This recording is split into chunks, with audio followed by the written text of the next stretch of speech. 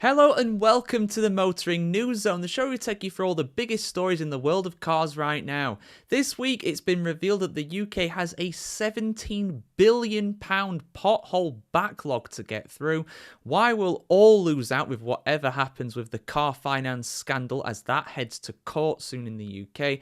And BYD have created an EV that charges as fast as a petrol or diesel car can fill up at a petrol station. Unbelievable stuff. But all that and a whole lot more is coming up in today's show. Let's dive in. So, potholes. We've spoke about them a lot here on the motoringchronicle.com. They're an absolute epidemic in the United Kingdom. They are getting worse. That is an absolute fact. And a fact that is backed up by some recent stats. The cost of pothole damage in the United Kingdom has raised to £1.7 billion after a 2-year drop. It is back on the rise. That's not a surprise. Some of the potholes around where I live have definitely been getting worse in recent times, and councils cannot afford to actually repair them, and they choose not to, which is totally understandable, to be honest, in a sense. But really, there should be more money available to do something about this, because the damage is, of course, put onto the cars, the motorists of people. It's not just an inconvenience. It's something that's very costly, and it does hurt the United Kingdom economy as well. So £1.7 billion is not to be snipped. But let's have a look at the full story here, guys. I've got a full article here on the motoringchronicle.com, as always. New data reveals worrying news for drivers as the cost of pothole damage is once more on the increase. After welcome falls over the last 2 years, the last 12 months have seen the nation's drivers face a total bill of £1.7 billion in repairing damage to their cars caused by potholes. The level of damage is monitored annually by QuickFit, the UK's leading automotive service and repair company, for its PIT report, Pothole Impact Tracker. Its latest research has found that the average repair bill faced by drivers is the highest since the company began tracking the cost in 2013. Drivers having to repair damage from potholes over the last 12 months has had to fork out an average of £144, up from £120 in the previous year. It has found that while the average repair cost is going up, there is also an increase in the number of drivers facing the highest bills. During the last year, over 1 million drivers have summed up more than £300. There's a nice little graphic there going over the data. I mean, look at it compared to 2016 there. I mean, that's £700 million? Now it's 1.7. So it's gone up by £1 billion in less than 10 years. My goodness me. Hey, look, there's me. There's another video. I like to see my videos get linked, but it's very weird seeing myself in the little thing there. QuickFit's data includes all cars suffering from pothole damage, not just those which have been recovered from the roadside, but also those which can be driven to a garage. The most commonly damaged components over the last year were tyres, which were 38% of repairs, suspension at 28%, and wheels at 22%. With advanced driver assistance systems, ADS, becoming commonplace on vehicles, potholes are having a knock-on effect in beyond the immediate components damaged by the impact. Almost half, 48% of cars needing repairs also need wheel realignments, and a third require the ADS system to be recalibrated, adding further cost. The vast majority of the nation's repair bill has come directly from drivers' pockets, with 70% funding repairs themselves. 1 in 6, 16%, have claimed on their car insurance, while 7% say they were covered by separate tyre insurance policies, such as QuickFit's Tyre Care. QuickFit's research found that just 6% have claimed compensation from their local authority responsible for the road. Good on them for doing that, because it is the council's kind of responsibility to maintain the road. Why else do we pay road tax here in the UK if it's not for something like that? An increasing number of cars are fitted with large wheel sizes, with tyre damage more costly for drivers for those vehicles. More drivers are protecting themselves with specialist tyre insurance. QuickFit has seen the proportion of its policies taken out on larger premium tyres almost double in the last 2 years. And that's the thing as well. The more this damage goes up, the more insurance will go up as well, which is not a good thing. We're skint enough as it is as a motorist, really, and as a country, it's not good. Over half, 51% of drivers, believe that the roads in their area are worse condition than they were 12 months ago. I'm part of that 51%, with only 16% thinking they're better. The majority of drivers are also pessimistic about their immediate prospects. 62% say that they don't expect the roads in their local area to improve in the near future, despite the additional funding recently announced by the government. Dan Joyce operations director at QuickFit said that it's concerning to see the downwards trend of the last 2 years has gone into reverse in the latest figures. Anything which adds unnecessary costs to motorists is especially unwelcome in the current economic climate, but even the financial burden is outweighed by the risk to safety. The main components which bear the bulk of the damage, tyres and wheels, suspension and steering, are interlinked. Even if a car is drivable after hitting a pothole, the impact may have compromised its handling, as can be seen by the fact that many drivers are having to do vital AD technology recalibration. Not only do potholes present an immediate risk at times that impacts, they also have longer term effects on the safety of the roads. Yes, I mean, it's not a surprise, is it, guys? We saw this coming a mile off. This isn't a surprise at all. You know, most of us are noticing that the roads are worse, and they definitely are. Hopefully things will improve, but will they really? I hope so. Doubt it though. Doubt it, I'll be honest. But guys, what do you think? Have you noticed potholes in your area get worse? I absolutely have noticed it around my area in Huddersfield. It's been getting markedly worse. I mean, it always is going to be bad after winter. Winter is the worst season for potholes to appear and get worse. But there's some potholes that are almost impossible to avoid. Mute now, just going around the area. It's terrible, and it's only getting worse. But your thoughts in the comments below, guys. And for potholes, we're talking about potholes again here on the motoringchronicle.com, and the reason why is because they are worse now than they ever have been in the UK. There are more potholes now, and there's a bigger repair cost when it comes to the damage that these potholes are causing on Britain's roads than ever before in the history of the country. Now, I brought you the news that this had happened, that there's a bigger repair bill now effectively for cars, but when it comes to repairing the potholes themselves,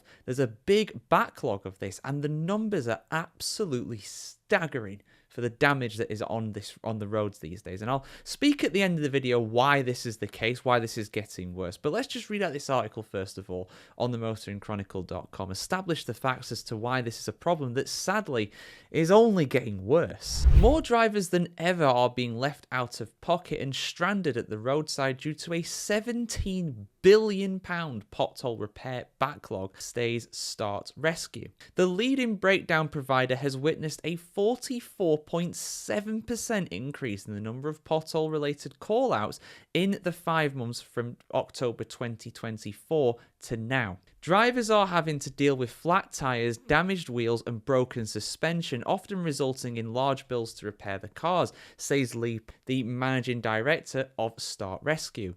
There needs to be action to resolve this and make our roads safer for everybody. The annual local authority road maintenance alarm, its alarm bells are ringing with this one, absolutely. Report carried out by Asphalt Industry Alliance, AIA, states that the backlog of carriageway repairs in England and Wales has reached a record high of almost 17 billion. So that means basically to repair every single known pothole in in England and Wales, not even the UK.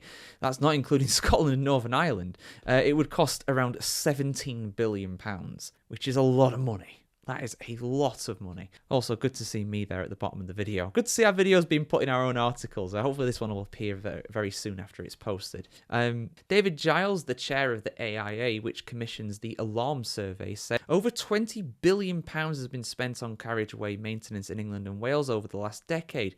However, due to the short-term allocation of this funding, it has resulted in no quantifiable uplift in the condition and resilience of the network, i.e. £20 billion has been spent on the roads in England and Wales, and they haven't got any better. Most people think they've got worse because they have. Anybody could say that. Everybody would say that. Anybody who's a driver will have noticed they've got worse. They definitely have round my neck of the woods here in West Yorkshire. In fact, almost all, 94% of local authority highway teams reported that, in their opinion, there has been no improvement to the local network over the last year, a view no doubt shared by the majority of road users. And as I brought you in that video from the other day, most people do think that. I think like over 60% of people think they've gotten worse, and only about 10% of people think they've got better, depending on where they live in the UK. So yeah, really, really trying times for sure for the road network. And I think I've covered this before. I know some people have commented on my pothole videos here on motoringchronicle.com before, basically saying that, you know, they used to work in road maintenance and road construction, and the way that roads are maintained and constructed and resurfaced and repaired nowadays in the UK is very short term. It's very cheap. It's not as good. I can't remember what they said, that there's some material they used to put in the asphalt that they used to lay roads with, and they don't do that anymore because it costs more. But that material that's not in there now, that does lead to the road breaking down a lot easier. So unfortunately, this is a problem that is probably only going to get worse. £17 billion. What can you do with 17 billion quid?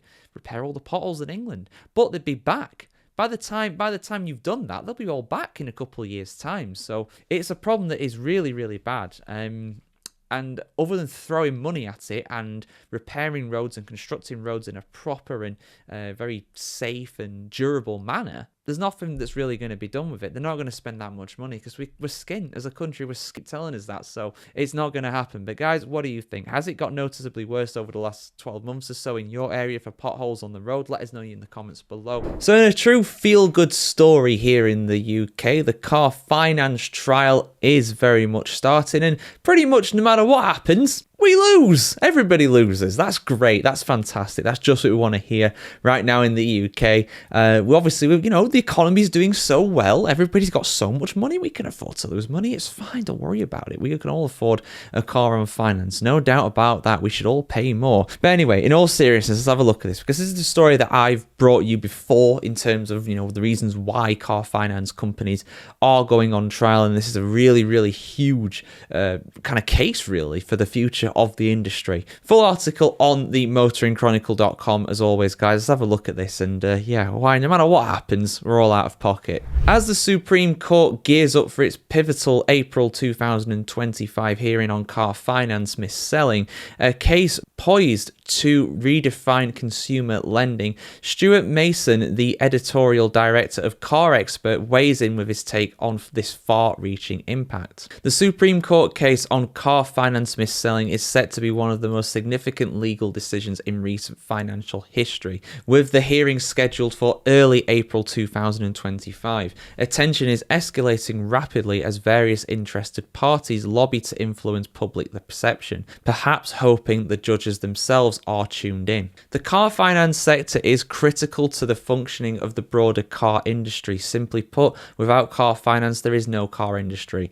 So this case and the ongoing investigation in car finance sectors are hugely important. This is not only to ensure that there's fairness for consumers who may have been missold in the past, but also competitive and affordable finance in the future. That's an almost impossible task. There are potentially tens of billions of pounds at stake in this case, and regardless of who wins, the end result is likely to be that the consumer will ultimately be worse off. Nothing ever changes, does it? It's always the average person that loses out in these big deals, isn't it? In recent months, the lower courts and Court of Appeal have ruled in favour of consumers, and I'd be surprised if the Supreme Court deviates from those previous decisions. However, this story has taken several twists and turns over the last year, so no one's quite sure how everything is going to pan out. One thing we can be fairly sure about, though, is that the consumers are going to be shelling out for the cost of this in years to come. So why is this the case? Well, if the Supreme Court rules in favour of consumers, it's likely to trigger the Financial Conduct Authority, FCA, into going ahead with an industry-wide compensation scheme that could affect millions of car finance contracts signed between 2007 and 2021. The FCA has said that for some time that it is leaning towards a mass redress scheme, and last week issued an update on its progress. It says that it will issue it with proposals within 6 weeks of the Supreme Court's ruling. Lenders could face compensation costs reaching tens of billions of pounds based on millions of car loans over a 14-year period. This would inevitably be cut back by increasing interest rates and fees on new loans, meaning that consumers might win token compensation for their last car loan, but end up paying significantly more for their next car finance plan. So basically what that means is if they lose money in the short term, we lose it in the long term, because they're going to want to recoup those losses, because they can, and they probably will. That is kind of how these things go. They're not going to be out of pocket in the long run. Long live this kind of financial stuff that I love reporting on here. But if it goes the other way, if it goes in favour of the lenders, individual lawsuits and class actions could explode as a result, much like the PPI and Dieselgate scandals in recent years. Like those infamous class actions, these large-scale legal battles take a long time, and prolonged litigation would create uncertainty for both lenders and consumers for years to come. With multiple cases and class actions and no clearly defined resolution process, that could potentially drive up costs even further in the long run. So basically, if it goes against the lenders, in favor of the lenders, then people will sue. Inevitably, is their right to do so. As a result of that being so expensive, the people who are suing, they're going to lose money in the short term. They might get it in the long term, but like in the first case, if they do lose out in the short term, they get it back in the long term. That's how these companies are going to do it. So either way, they will get their money back. Either way, the big businesses of car lenders win. I love the British justice system. It's absolutely brilliant, isn't it? Brilliant. Love it. For car dealers who are arguably at the heart of this, the way they handle car finance, well, hurdling at the moment, I suppose would be a better way, could change entirely. We may see shifts away from dealership arranged finance towards direct lender-consumer arrangements, with lenders cutting dealers out of the loop to ensure they are fully compliant with relevant laws. This would be a seismic shift in how cars are sold, but online lending dominates other sectors of banking and finance, so there's no reason it can't work out for car finance as well. But taking finance away from dealers will remove a source of income for them, which they will only make the cars of cost more expensive in the long term. This Supreme Court ruling is poised to reshape the car finance landscape with repercussions that could extend far beyond the car industry. And justice for all, unless you're someone who is affected by this, which really, you'll get it in the short term, but long term, probably not. So when the ruling's made, guys, obviously, I mean, I don't know how long this process is going to take, but it's starting in early April. So with a case as big as this, it could take months. It could take months to do, but we'll see what happens, guys. I hope the people who have been missold this are rightfully given their money back. At least in the short term, they are given that. And then, you know, these people might not necessarily want to have car finance in the future, go for something new. So maybe it won't affect them in the long term, but it'll affect everybody else who does go for this. And any new customers who are wanting to do that as well. So, yay. Fantastic stuff. Love it. For much more feel-good for stories on the world of motoring and cars, do keep it tuned here to the motoringchronicle.com. If you're on YouTube, I will link you the video where I go in depth about why this scandal has emerged and just the kind of reasoning behind it. It's quite simple to understand, but there is a lot of kind of angles to it because it is such a massive case. Like, it's no exaggeration to say this could result in tens of billions of pounds of compensation being paid out by these companies, and if you're eligible for it, go for it, you know, all power to you. But yeah, in the long term, big companies win anyway. Love it. And justice for all, like I said. Charging electric vehicles is now even easier than ever before. The speed of which you can do so and also the availability of these chargers is better than ever before. Every country is rolling it out. It's getting better everywhere, slowly but surely. But the speed of charging is something that a lot of people criticize EVs for. After all, it is often far quicker to refuel your petrol or diesel car at a petrol station rather than set your car up to charge overnight or for a few hours in a public charging station or the one that you have at home if you are so lucky to have one. But BYD, the Chinese electric vehicle manufacturer, have rolled out their Super E platform, which actually charges an electric car as fast as what a petrol or diesel pump would fill up your ICE car, which is incredible, really. I'm surprised that we've actually managed to reach this point already, but we have. So here we go, guys. Full article on themotoringchronicle.com as always. BYD, the world's leading manufacturer of new energy vehicles, has unveiled a revolutionary new electric vehicle platform that promises to end charging anxiety by matching the refueling speeds of combustion engine vehicles. Called Super E platform, the new architecture introduces a new groundbreaking technology that will set world records in the mass-produced electric vehicle ecosystem. The Super E platform's core electric components, motor, electronic control and battery, have all been comprehensively upgraded compared with existing configurations. The platform achieves a charging power of 1 megawatt, 1000 kilowatts, the highest peak charging speed for mass production vehicles. In practical terms, this means that the Super E platform can add 2 kilometers of range per second. Yes, per second. And the world's fastest mass-produced charging speed, a 5-minute flash charging for 400 kilometers of driving range. Wow. The architecture features a single power motor output of 580 kilowatts, delivering a top speed in its 2 initial models, the China market Han L and Tang L, of more than 300 kilometers per hour. That's pretty quick. This high top speed and rapid acceleration are achieved through a new motor that's capable of running up to 30 1,000 RPM. And again, that's pretty quick. Another new mass production benchmark. At the launch event in Shenzhen, Wang Chuanfu, there we go, chairman and president of BYD Group, said the new technology would help to wipe out the biggest remaining pain point for electric vehicle users. He commented, "To completely eliminate users' charging anxiety, our goal is to make EV charging as fast and as refueling a gasoline car, achieving oil-electric parity in charging speed. For this parity to be realized, charging needs to combine both ultra-high voltage and high current.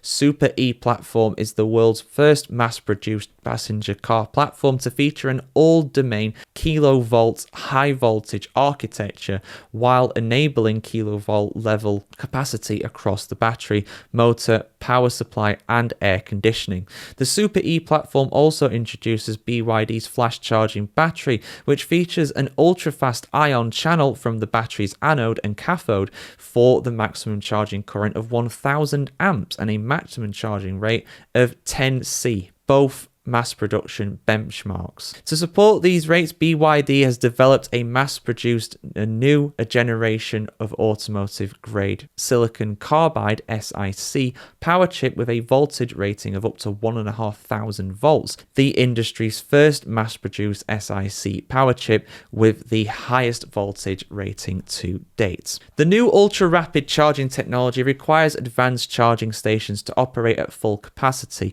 so BYD executive vice president and president of Auto Engineering Research Institute, Lian Yu, but they must have a very long title card thing at the front of their desk or on the door, announced at the same launch event that BYD has developed an industry-first full liquid-cooled megawatt flash charging terminal system that can deliver outputs of up to 1,360 kilowatts, or about 1.36 megawatts. Looking ahead, BYD plans to build over 4,000 megawatt flash charging stations across China. But in addition to its own stations, BYD has also developed innovative dual-gun charging technology that can instantly upgrade fast chargers to ultra-fast chargers and superchargers to flash chargers.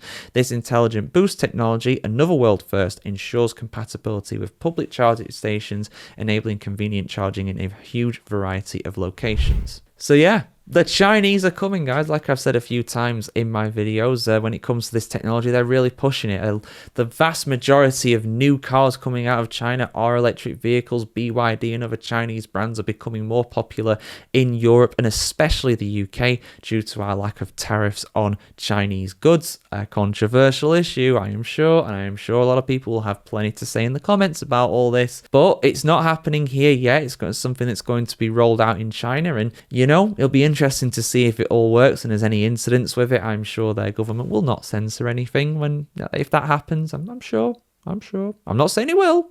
I'm just saying if it did, they won't do that. They'll be totally honest, of course. Anyway, less controversial things. I want to hear what you have to say about this in the comments below. Californians rejoice. The Golden State Gladiator, the Jeep brand, has debuted its 2025 Gladiator Big Bear Edition in the West Coast state. The West is indeed the best when it comes to this. Let's have a look at this bad boy, because just going off of this thumbnail here on the motoringchronicle.com, it looks like an absolute beast, very much earning the tag of the Big Bear. Full article on the motoringchronicle.com as always. Jeep is celebrating the Golden State, introducing the new 2025 Jeep Gladiator Big Bear Edition, available exclusively for customers in California. Our 2025 Jeep Gladiator Big Bear Edition brings Californians their own unique take on the Gladiator, with a pickup truck that delivers popular content as standard and at a great value, plus signature Jeep capability and class-exclusive open-air freedom, said Bob Broderdorf, Chief Executive Officer of the Jeep brand. It's the perfect companion for exploring California's standout geography, whether you're heading to its sandy shores, rugged parks, or expansive deserts. The 2025 Jeep Gladiator Big Bear Edition is named as an homage to both Southern California's like-named 4-season mountain lake recreation area, and that natural icon for power seen on the state flag, the California grizzly bear. Building from the well-equipped Jeep Gladiator Sport S, this special edition combines new exterior enhancements and bespoke Big Bear hood and rear tailgate badging, with off-road capability via the Jeep Command Track 4x4 part-time and 2-speed transfer case with a 2.72 to 1 gear ratio. Standard equipment on the 2025 Jeep Gladiator Big Bear Edition includes 17-inch black painted aluminium wheels with 32-inch mud terrain tires. That's aluminum for you Americans, of course. I do naturally pronounce it as aluminium, but there we go. You know what I mean now. Steel rock rails, a body hoop, a hard top, unique class exclusive open air freedom options such as removable roof panels, completely removable roof, removable doors, and a fold down windshield. Black McKinley trimmed leather seats, heated front seats and heated steering wheel, keyless entry, power heated mirrors, first and second row side curtain airbags, adaptive cruise control, 12.3-inch Uconnect 5 touchscreen, remote start system, and a universal garage door opener on top of all that too. The 2025 Jeep Gladiator enhances safety, connectivity and entertainment with extensive in-vehicle digital technology. Customers get 3 months of Jeep Connect services with options for up to 10 years of safety and security package access and 5 years of vehicle performance package access. The vehicle supports over-the-air OTA updates for continuous software evolution. The Uconnect 5 system features app market and on-screen hub for connected features, adventure apps like geocaching and the dirt, and games such as Sudoku, so you can have a little puzzle while you stop by the side of the road if you want. Our digital store simplifies account management, allowing users to discover and purchase connected service packages from their vehicle's main screen, including Wi-Fi hotspot, Jeep Off-Road Package Plus, and Sirius XM radio. The Jeep Gladiator Big Bear Edition is limited to just 5,000 units and is now available at California Jeep dealerships, starting at a US MSRP of $46,000.90, excluding a $1,895 destination fee. This edition offers a range of exterior color options, including a new Ford 2025 color, 41 plus black, bright white, granite crystal, hydro blue, firecracker red, and anvil. So yeah, there you go, guys. Incredible stuff really there. That looks like a very nice car indeed. Like they say, it's for all of the landscapes that you will find in the beautiful state of California. I would absolutely love to go there. It looks like an absolutely beautiful place. Some of the natural parks and stuff, national parks being there, Yosemite being one I'd absolutely love to go to as well, of course, and seeing the Golden Gate Bridge. Oh man, that'd be cool. That would be very cool indeed. But yeah, guys, let us know what you think about this. Are you a Jeep driver? Are you going to pick up this one? Let us know your thoughts in the comments below. And I hope you have a fantastic weekend ahead, guys. And we'll see you very soon for some more motoring content here on themotoringchronicle.com.